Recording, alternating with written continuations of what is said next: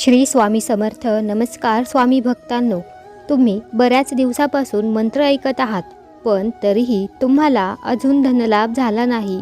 तुम्ही मनातून निराश होत चालला आहात. तुम्हाला असे वाटते, स्वामी महाराजांची कृपा माझ्यावर आणि माझ्या परिवारावर का होत नाही? तर प्रिय भक्तांनो, आता काळजी करू नका. आजच स्वामी महाराजांचा मंत्र स्वामींवर पूर्ण विश्वास ठेवून श्रद्धेने ऐकत रहा. मग आम्ही तुम्हाला वचन देतो की तुम्हाला धनलाभ होण्यापासून कोणीही रोखू शकत नाही. भक्तांनो, स्वामी महाराजांचा हा मंत्र खूप शक्तिशाली आणि चमत्कारिक मंत्र आहे. आजपर्यंत अनेक भक्तांनी या मंत्रातून खूप सारी धनसंपत्ती मिळवलेली आहे. त्यामुळे भक्तांनो, आता ही संधी हातातून जाऊ देऊ नका. तुम्ही फक्त खऱ्या मनाने हा चमत्कारिक मंत्र तुमच्या मोबाईलवरती लावून ठेवा आणि हा मंत्र शेवटपर्यंत ऐकत रहा. असे केल्याने हा मंत्र तुमच्या आयुष्यात चमत्कार घडवून आणेल आणि मग स्वामी महाराजांच्या आशीर्वादाने तुमच्या आयुष्यात धनसंपत्ती येत राहील. तुम्ही खूप कमी कालावधीतच धनसंपत्तीचे मालक व्हाल. तुमच्या सर्व इच्छा या मंत्राने पूर्ण होतील. लाखो स्वामी भक्त स्वामी महाराजांच्या या मंत्राचे जप करतात, स्वामींची सेवा करतात. स्वामी महाराजांचे असे काही मंत्र आहेत जे कोणत्याही गरिबाला श्रीमंत करू शकतात. म्हणूनच स्वामी भक्तांनो, आजच्या या व्हिडिओच्या माध्यमातून आज आम्ही स्वामींचा एक असा चमत्कारिक मंत्र घेऊन आलेलो आहोत जो तुमच्या मनातील इच्छा पूर्ण करू शकेल. प्रिय भक्तांनो, या मंत्राने स्वामी महाराज खरंच खूप लवकर प्रसन्न होतात. या मंत्राने धनसंपत्ती खूप लवकर आकर्षित होते. जो भक्त खऱ्या मनाने 108 वेळा हा मंत्र जप ऐकतो त्याची इच्छा नक्कीच पूर्ण होते. पण अजूनही बऱ्याच जणांना मंत्राची शक्ती माहीत नाही, त्यामुळे ते अजूनही आर्थिक संकटात सापडले आहेत. अनेकांना नकारात्मक शक्तीने ग्रासले आहे. या मंत्राच्या चमत्कारिक शक्तिशाली प्रभावामुळे सर्व अडथळे दूर होणार आहेत. भक्तांनो, जर तुम्हाला तुमच्या दुःखी जीवनात अमाप संपत्ती आणि लाखो रुपये मिळवायची इच्छा असेल तर ते तुम्हाला लवकरच मिळतील. तुमच्याजवळ एवढी संपत्ती येईल की त्यासाठी तुम्ही सतत हा मंत्र ऐकत राहाल. भक्तांनो, तुम्ही फक्त स्वामी महाराजांवरती विश्वास ठेवून या मंत्राचा जप 108 वेळा ऐकत राहा. असे केल्याने तुम्ही कल्पनाही करू शकणार नाही इतकी धनसंपत्ती तुम्हाला मिळेल. कारण खूप सारी धनसंपत्ती मिळवायची शक्ती या मंत्रामध्ये आहे. हा मंत्र तुमची जी काही विनंती आहे ती कमेंट बॉक्समध्ये लिहिण्याचा प्रयत्न करा. तुमची इच्छा नक्कीच स्वामींपर्यंत पोहोचेल आणि स्वामींच्या आशीर्वादाने तुमच्या इच्छा लवकर पूर्ण होतील. भक्तांनो, स्वामींकडे प्रार्थना करा की घरातील गरिबी कायमची दूर होऊन जाऊ द्या. घरात सुख समृद्धी प्रवेश करू द्या. त्याच्यासाठी श्री स्वामी समर्थांचा आशीर्वाद आहे. त्यांचे दुःख संकटे लवकरच दूर होतील. तुमच्या जीवनातून गरिबी कायमची दूर होईल. त्यामुळे फक्त दोन्ही संधी हातातून जाऊ देऊ नका. चमत्कार अनुभवण्यासाठी हा मंत्र शेवटपर्यंत ऐकत रहा. या मंत्राचा जप केल्याने आपल्याला पैशाच्या समस्येपासून त्वरित मुक्त होण्यास मदत होते. जर तुम्हाला गुप्त संपत्ती मिळवायची असेल तर आजच हा मंत्र ऐका आणि 108 वेळा हा मंत्र संपूर्ण ऐकल्यानंतर शेवटचा चमत्कार आल्यावर आम्हाला सांगा. हा मंत्र तुम्ही शेवटपर्यंत ऐकला तर त्याचा तुम्हाला पूर्ण लाभ होईल. फक्त जर तुमचा पूर्ण विश्वास असेल तर या व्हिडिओला एक लाईक करून आत्ताच आपल्या चॅनेलला सबस्क्राईब करा आणि कमेंट बॉक्समध्ये आपली इच्छा श्री दत्तगुरू महाराज आणि श्री स्वामी समर्थ महाराज यांना स्वाधीन करा. चला तर प्रेमळ स्वामी भक्तांनो, आजचा हा चमत्कारिक मंत्र कोणता आहे ते पाहूया. ओम धनाय श्री स्वामी समर्थाय मम गृहे धनसंपत्ती लाभो नमः. ओम धनाय श्री स्वामी समर्थाय मम गृहे धनसंपत्ती लाभो नमः. ओम धनाय श्री स्वामी समर्थाय मम गृहे धनसंपत्ती लाभो नमः. ॐ धनाय श्री स्वामी समर्थाय मम गृहे धनसम्पत्ति लाभो नमः। ॐ धनाय श्री स्वामी समर्थाय मम गृहे धनसम्पत्ति लाभो नमः। ॐ धनाय श्री स्वामी समर्थाय मम गृहे धनसम्पत्ति लाभो नमः। ॐ धनाय श्री स्वामी समर्थाय मम गृहे धनसम्पत्ति लाभो नमः। ॐ धनाय श्री स्वामी समर्थाय मम गृहे धनसम्पत्ति लाभो नमः। ॐ धनाय श्री स्वामी समर्थाय मम गृहे धनसम्पत्ति लाभो नमः। ॐ धनाय श्री स्वामी समर्थाय मम गृहे धनसम्पत्ति लाभो नमः। ॐ धनाय श्री स्वामी समर्थाय मम गृहे धनसम्पत्ति लाभो नमः। ॐ धनाय श्री स्वामी समर्थाय मम गृहे धनसम्पत्ति लाभो नमः। ॐ धनाय श्री स्वामी समर्थाय मम गृहे धनसम्पत्ति लाभो नमः। ॐ धनाय श्री स्वामी समर्थाय मम गृहे धनसम्पत्ति लाभो नमः। ॐ धनाय श्री स्वामी समर्थाय मम गृहे धनसम्पत्ति लाभो नमः। ॐ धनाय श्री स्वामी समर्थाय मम गृहे धनसम्पत्ति लाभो नमः। ॐ धनाय श्री स्वामी समर्थाय मम गृहे धनसम्पत्ति लाभो नमः।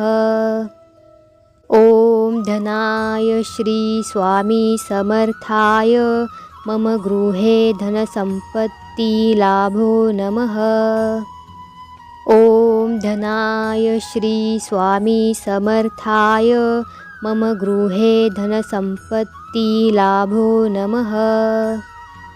ॐ धनाय श्री स्वामी समर्थाय मम गृहे धनसम्पत्ति लाभो नमः। ॐ धनाय श्री स्वामी समर्थाय मम गृहे धनसम्पत्ति लाभो नमः।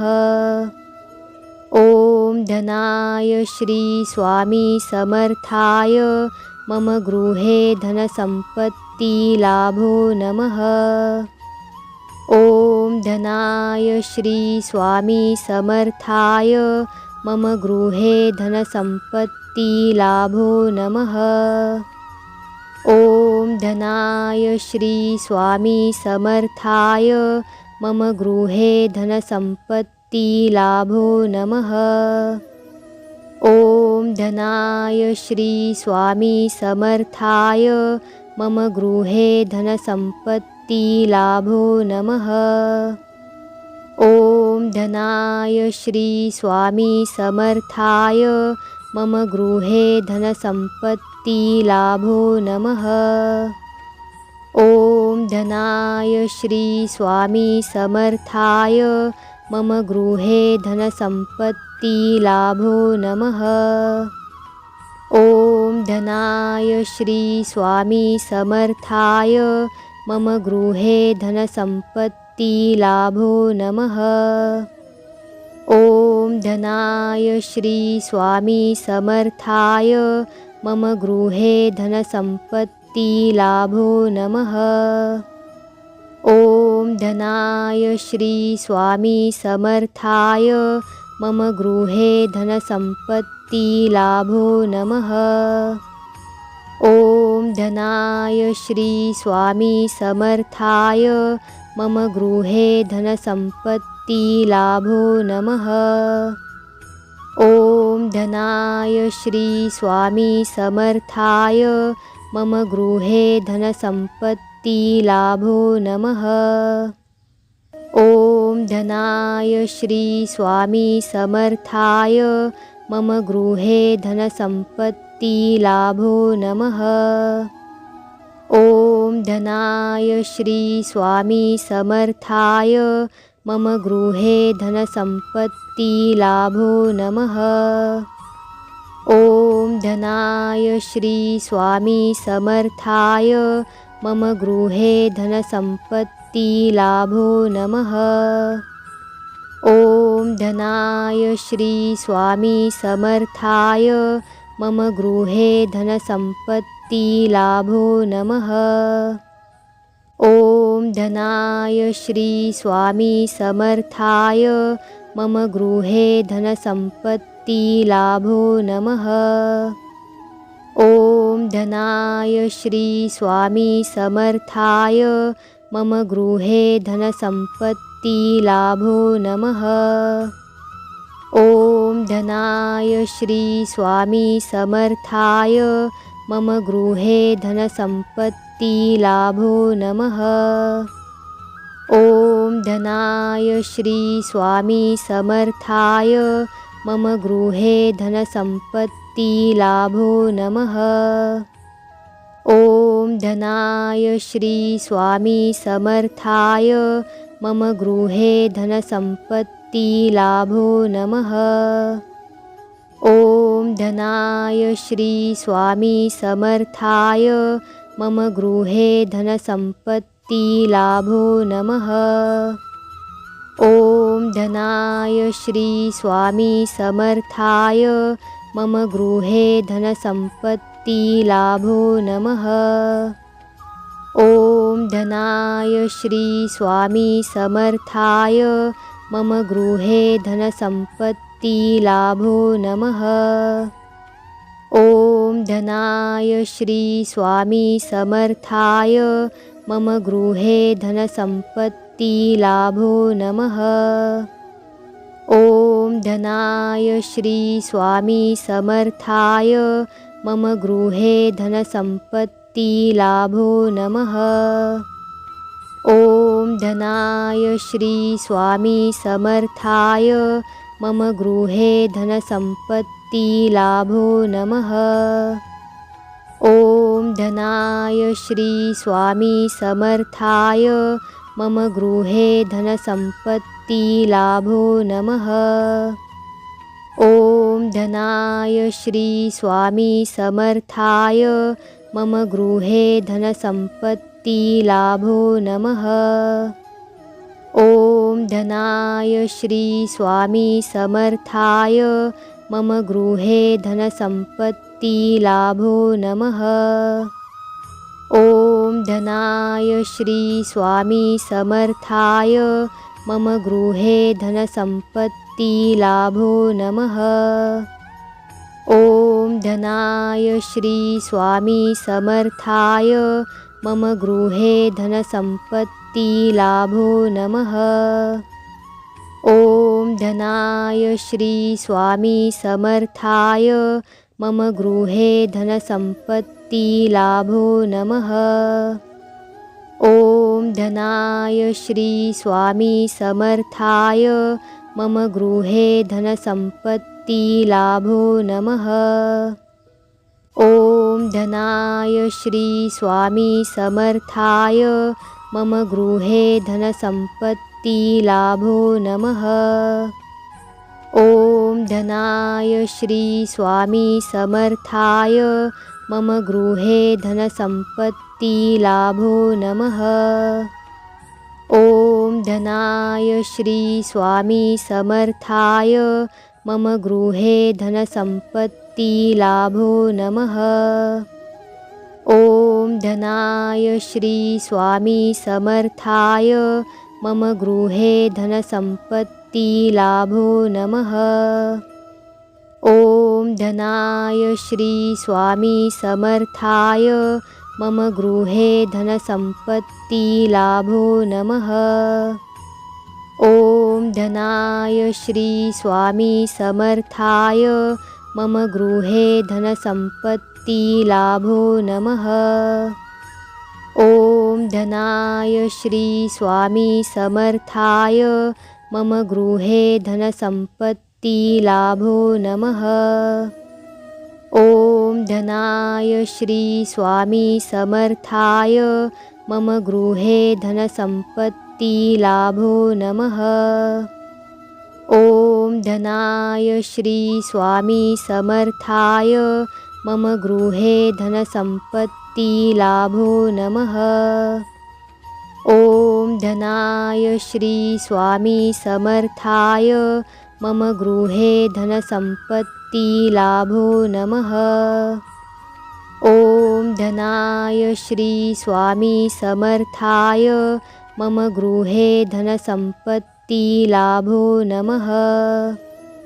ॐ धनाय श्री स्वामी समर्थाय मम गृहे धनसम्पत्तिलाभो नमः।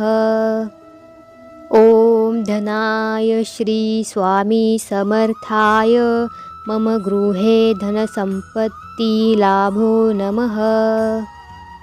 ॐ धनाय श्री स्वामी समर्थाय मम गृहे धनसम्पत्तिलाभो नमः। ॐ धनाय श्री स्वामी समर्थाय मम गृहे धनसम्पत्तिलाभो नमः। ॐ धनाय श्री स्वामी समर्थाय मम गृहे धनसम्पत्तिलाभो नमः। ॐ धनाय श्री स्वामी समर्थाय मम गृहे धनसम्पत्तिलाभो नमः।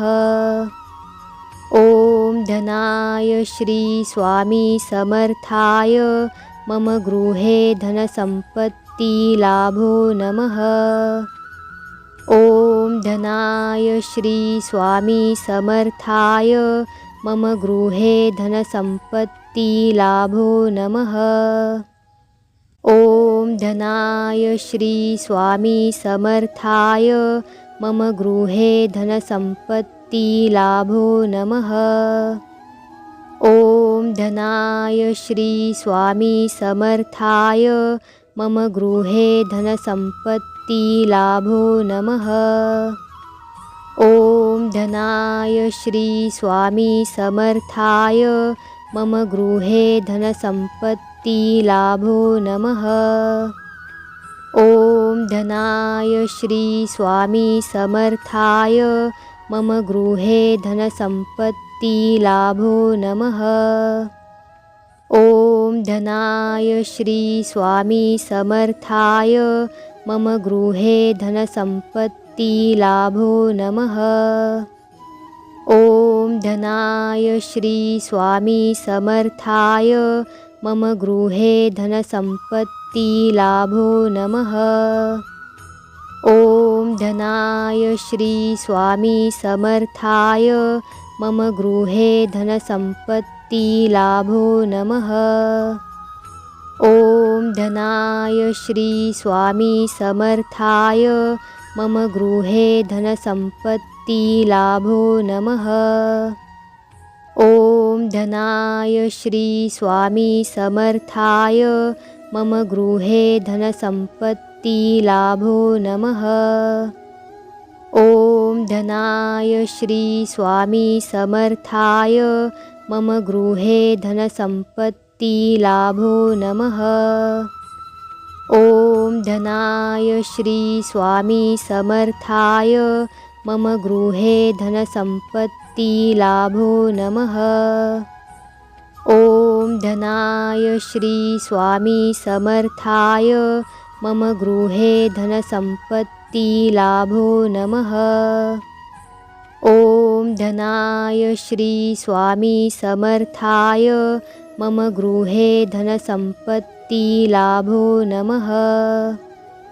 ॐ धनाय श्री स्वामी समर्थाय मम गृहे धनसम्पत्तिलाभो नमः।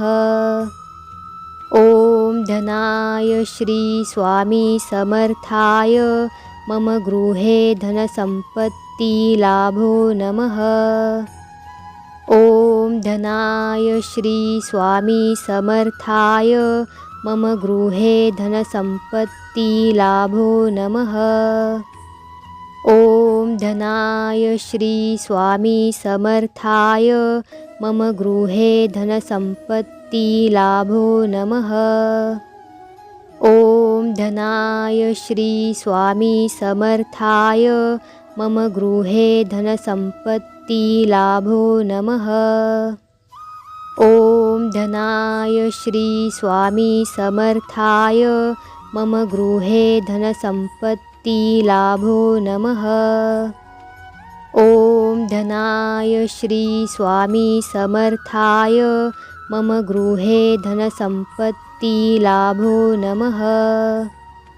ॐ धनाय श्री स्वामी समर्थाय मम गृहे धनसम्पत्तिलाभो नमः।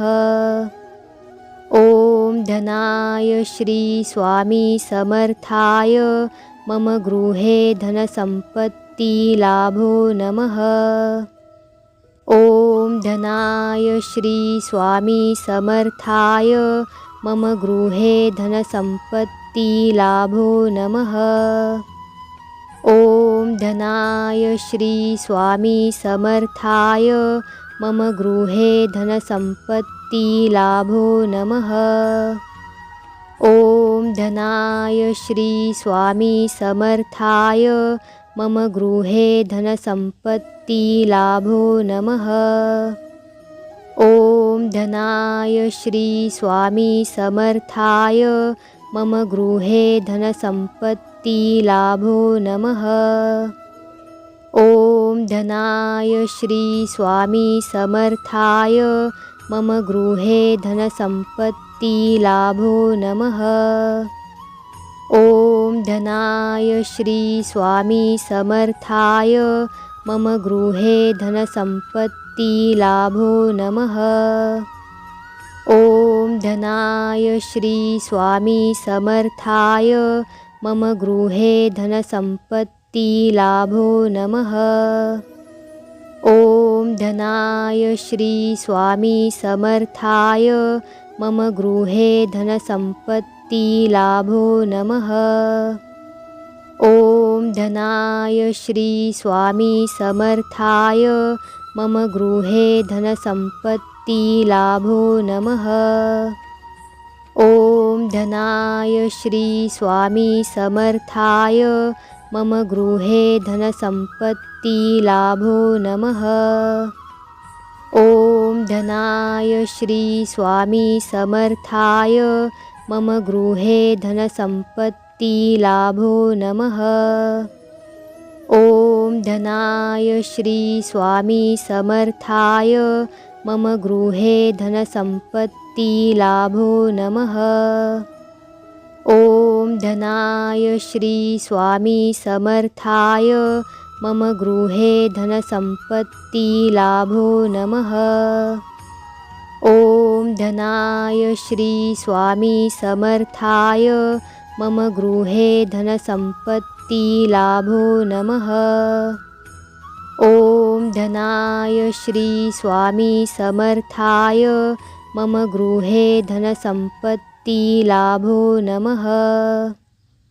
ॐ धनाय श्री स्वामी समर्थाय मम गृहे धनसम्पत्तिलाभो नमः।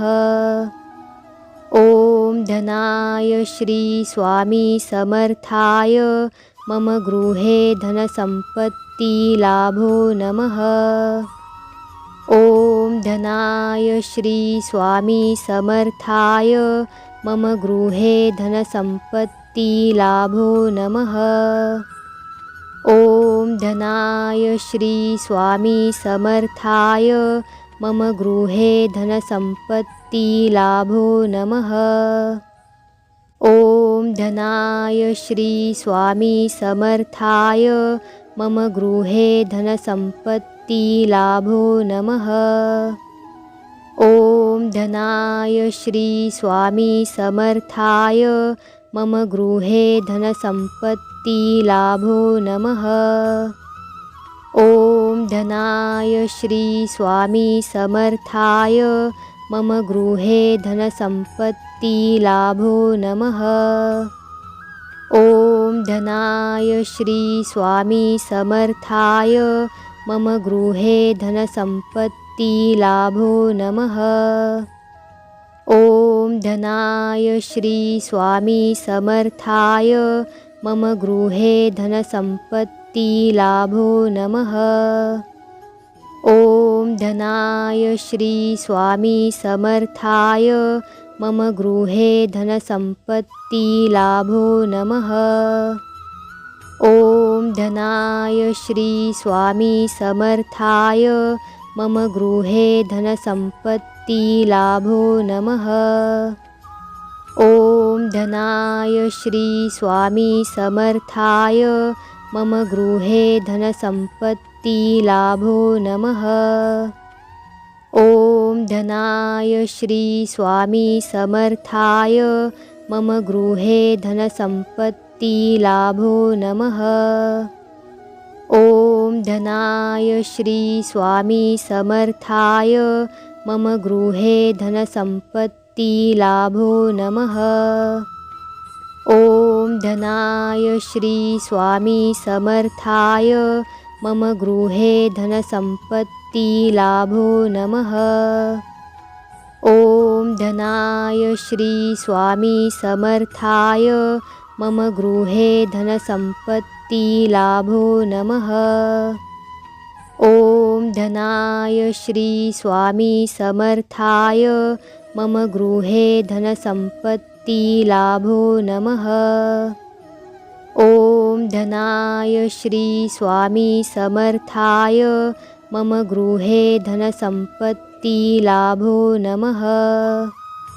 ॐ धनाय श्री स्वामी समर्थाय मम गृहे धनसम्पत्ति लाभो नमः।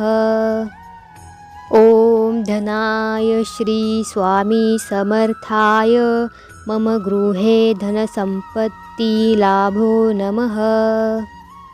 ॐ धनाय श्री स्वामी समर्थाय मम गृहे धनसम्पत्ति लाभो नमः। ॐ धनाय श्री स्वामी समर्थाय मम गृहे धनसम्पत्ति लाभो नमः। ॐ धनाय श्री स्वामी समर्थाय मम गृहे धनसम्पत्ति लाभो नमः। ॐ धनाय श्री स्वामी समर्थाय मम गृहे धनसम्पत्ति लाभो नमः। ॐ धनाय श्री स्वामी समर्थाय मम गृहे धनसम्पत्ति लाभो नमः। ॐ धनाय श्री स्वामी समर्थाय मम गृहे धनसम्पत्ति लाभो नमः। ॐ धनाय श्री स्वामी समर्थाय मम गृहे धनसम्पत्ति लाभो नमः। ॐ धनाय श्री स्वामी समर्थाय मम गृहे धनसम्पत्ति लाभो नमः। ॐ धनाय श्री स्वामी समर्थाय मम गृहे धनसम्पत्ति लाभो नमः। ॐ धनाय श्री स्वामी समर्थाय मम गृहे धनसम्पत्ति लाभो नमः।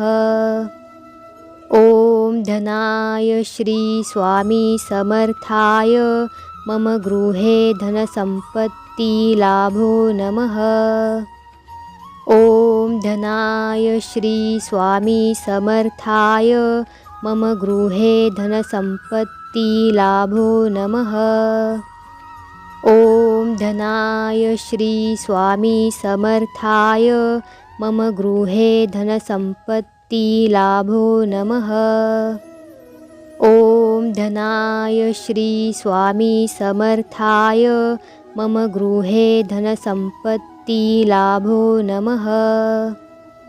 ॐ ॐ धनाय श्री स्वामी समर्थाय मम गृहे धनसम्पत्ति लाभो नमः।